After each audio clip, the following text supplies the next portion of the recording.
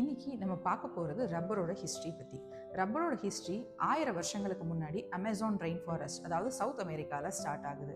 இங்கே இருக்கிற ஒரு குரூப் ஆஃப் பீப்புள் ஹீவியா பிரசிலென்சிஸ் அப்படின்ற ஒரு ட்ரீலேருந்து இந்த ரப்பரோட லேட்டெக்ஸை எக்ஸ்ட்ராக்ட் பண்ணுறாங்க.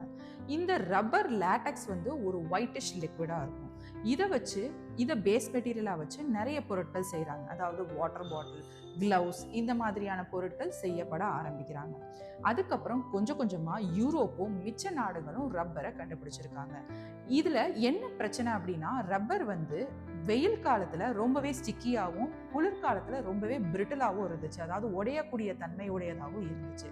அதனால 1839ஆம் ஆண்டு சார்லஸ் குடியர் அப்படின்ற ஒருத்தர் வல்கனைசேஷன் ப்ராசஸை கண்டுபிடிச்சாரு. வல்கனைசேஷன்னா என்னன்னா, ரப்பர், அதாவது ரா ரப்பரை நம்ம சல்ஃபரோட ஹீட் பண்ணணும். இதனால இந்த ரப்பர் வந்து டியூரபிளாகவும் நல்லா ஸ்ட்ராங்கராகவும் மாறிடும். இன்னைக்கு நம்ம யூஸ் பண்ற ரப்பர் ப்ராடக்ட்ஸ் எல்லாமே இந்த மாதிரி வல்கனைஸ்டு ரப்பர்ல தான் மேக் பண்றாங்க.